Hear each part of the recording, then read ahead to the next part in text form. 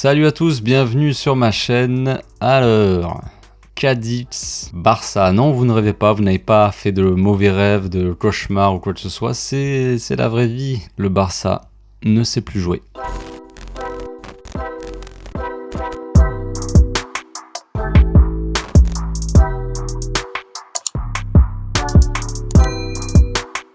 Donc avant de parler du match, on va parler de la composition des types. Une compo plutôt satisfaisante, hein, à part Busquets qui était dans le 11 et qui a bien sûr loupé son match encore une fois. Sinon le reste ça allait hein, plutôt. Donc on avait Ter Stegen donc au cage, à droite Mingueza, dans l'axe retour de Piqué avec Araujo et à gauche Dest. Ensuite en 6 donc Busquets, accompagné de Frenkie de Jong avec le petit Gavi qui a fait un bon match je trouve, assez intéressant. À gauche donc Memphis Depay, en pointe Lucky Luke, j'ai vu ça sur Twitter je crois, Lucky Luke qui court que moins vite que son ombre, un truc comme ça, c'était marrant. Demir à droite donc, qui a eu un peu de mal je trouve, mais bon, on en reparlera. Donc voilà, le match a démarré tranquillement, on a vite géré le jeu. Gavi demandait énormément de ballons, j'ai trouvé, qui proposait pas mal.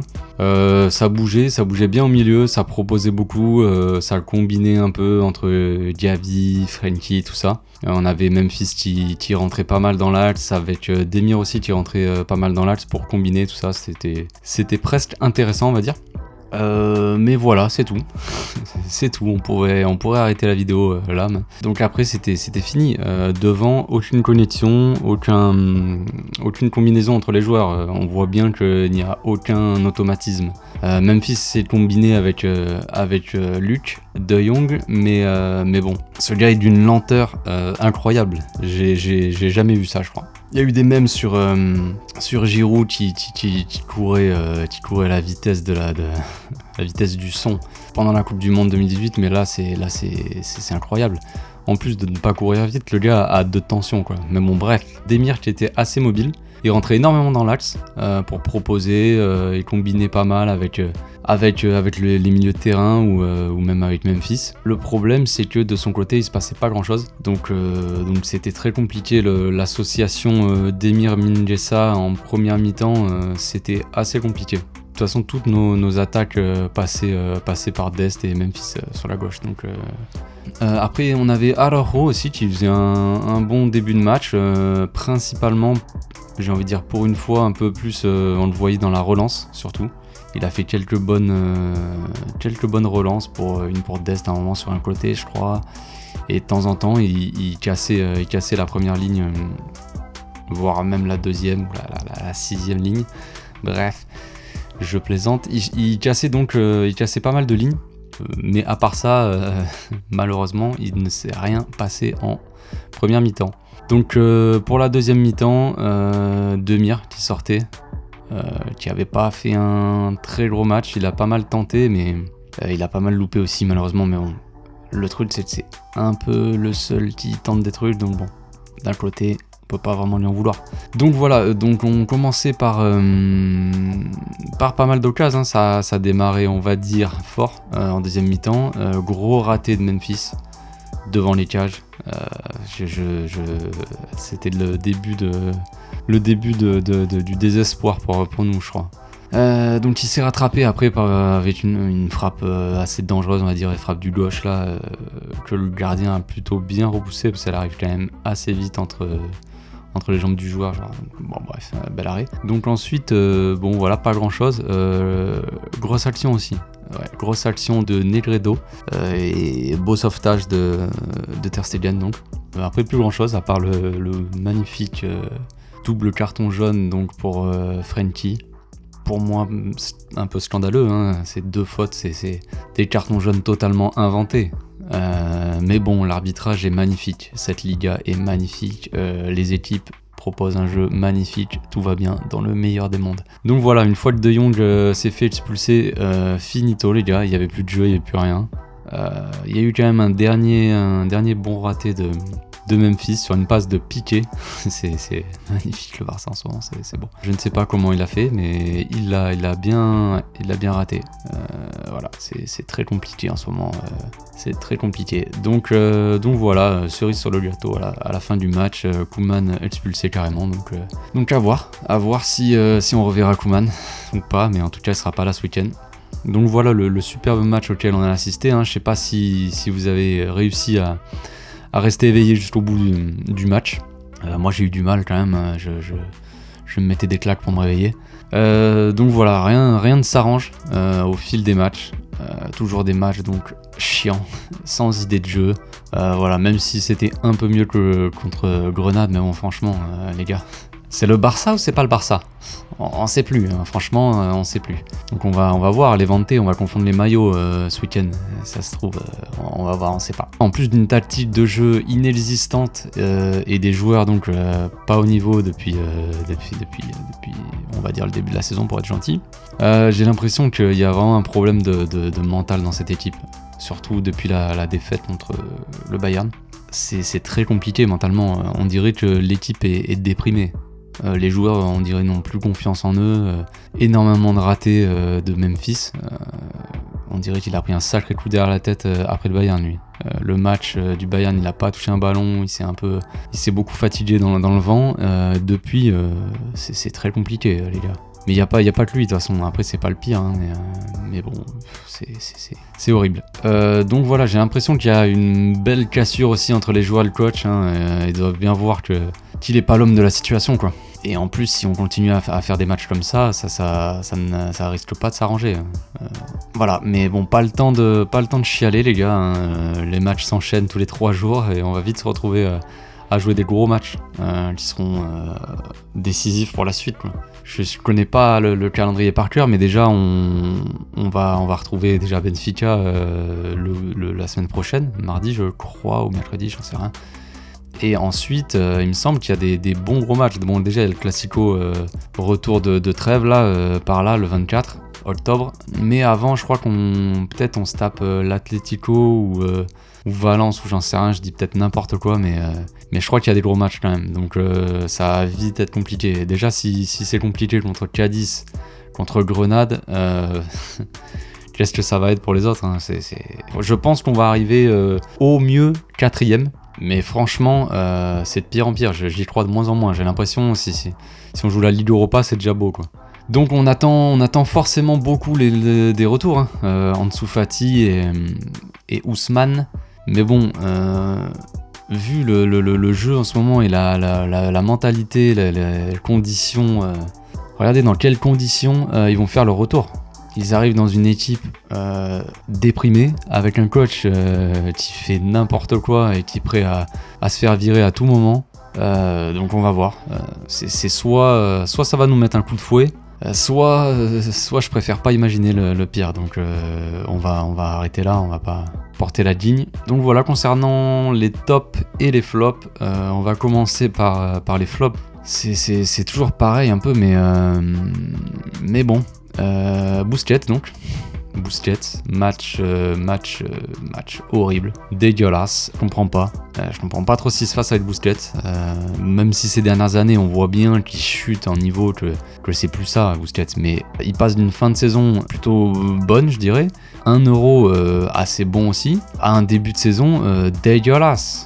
C'est quoi ce délire ? Là, il a loupé mais un nombre de passes encore. Contre Grenade, il avait loupé je sais pas combien de passes. Longues surtout, forcément.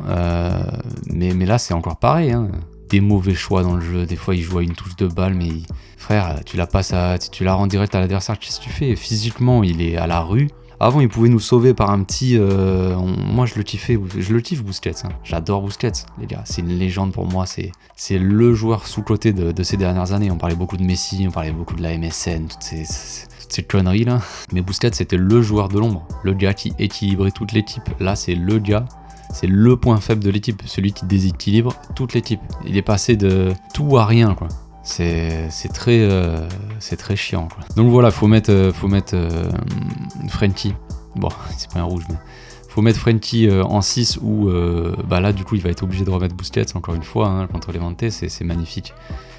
Mais il faut mettre Nico Gonzalez. Il a fait une bonne rentrée, je trouve, et il peut être bon.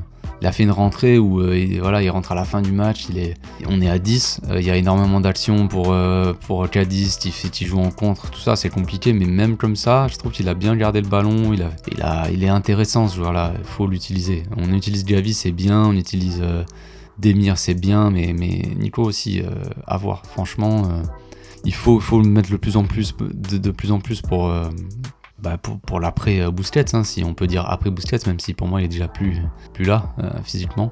Donc voilà, deuxième joueur flop, hein, on va passer. Deuxième flop, Luc, complètement transparent le gars. Donc on l'a pris les gars de base, quand même, on va se le rappeler, pour qu'il apporte du physique et un jeu de tête à la pointe de l'attaque. Donc ça, c'était le joueur, le profil de joueur qui nous manquait au Barça depuis tant d'années.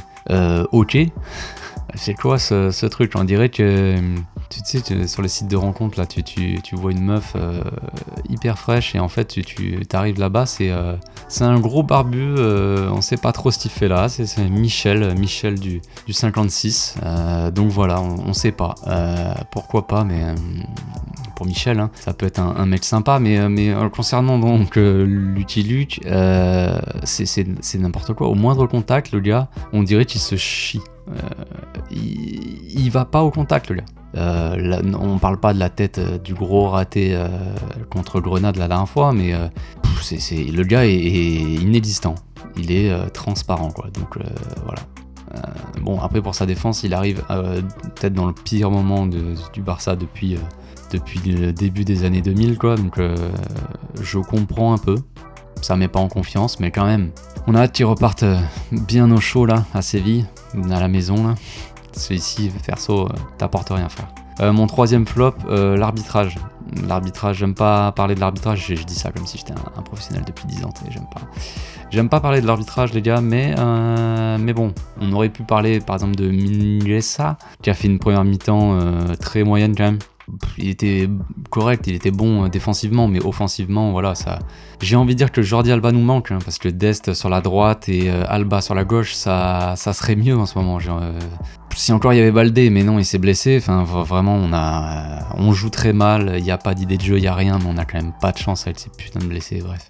Donc voilà, mi-temps très moyenne de Mingueza. Après en deuxième mi-temps c'était un peu mieux avec un duo Roberto-Mingueza sur la droite, c'est du grand art. Mais bon, l'arbitrage, pour revenir, c'était assez incroyable, hein, l'expulsion de Jong totalement inventée. Exclusion pour le kiff de Koeman à la fin du match, histoire de finir sur une bonne note. Sans parler du traitement réservé à Memphis qui s'est fait dégommer pendant tout le match.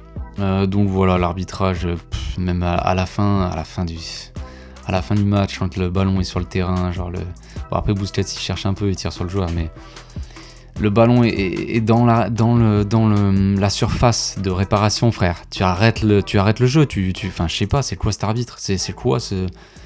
On dirait je sais pas, c'est peut-être à cause de la Super League, hein, on va pas parler de complot ici, attention. Donc bref, on va passer au top. Ter Stegen, donc, en premier, je dirais, qui est un peu l'homme du match, hein. Même s'il n'a pas eu grand chose à faire, il a quand même sauvé le Barça sur 2 grosses occasions, donc le tir de Negredo en première période. Et à la fin du match, gros arrêt aussi, quand même, très dangereux. L'action à, je sais pas, à 5 minutes de la fin, même pas.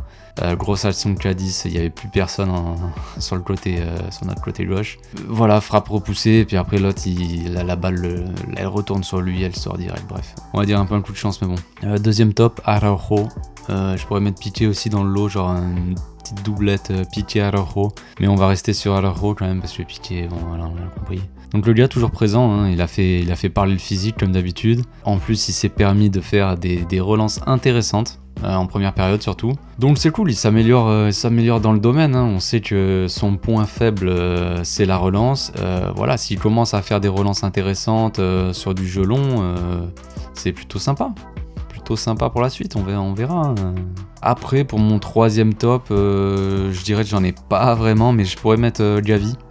J'ai bien aimé son match en fait. 17 ans, première titularisation à l'extérieur, dans ces temps compliqués. Hein.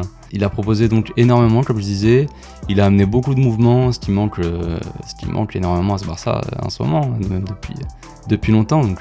Quand il sera plus à l'aise, il faudra peut-être prendre un peu plus de risques dans le jeu, mais pour un gars de 17 ans, donc c'est quand même assez lourd. Surtout quand on voit dans quel état est le Barça en ce moment, par moment on aurait pu croire que c'était lui le patron. Il redescendait de demander le ballon à Piqué pour relancer le jeu, il essayait de combiner avec Memphis, tout ça, il demandait énormément de balles, il combinait avec Frenkie, avec Busquets, des fois il demandait le ballon à Busquets voulait pas lui filer, il voulait relancer lui-même, donc bon ralentissement de jeu, merci Busquets. Bref, match intéressant donc, même si je le mettrai pas forcément dans le top, on va dire, parce que il n'a pas été incroyable, mais franchement, le gars a 17 ans, hein. Le gars a 17 ans.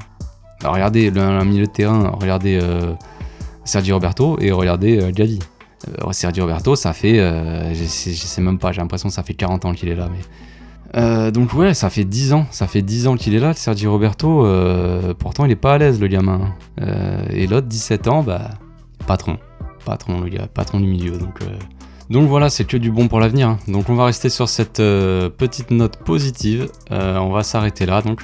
Concernant Koeman, on verra s'il est toujours le coach ce week-end. Laporta a l'air de vouloir un peu de calme autour de l'équipe, qui est clairement en pleine crise, hein, les gars, on est en pleine tempête, avec un coach qui fout la merde à chaque sortie médiatique, mais bon. Donc on verra pour les vanter. Voilà, j'espère que la vidéo vous a plu, les gars. N'hésitez pas à vous abonner si vous êtes toujours là, à liker, et on se dit à bientôt pour l'avant-match de Levante. Bonne soirée, bonne journée, ciao.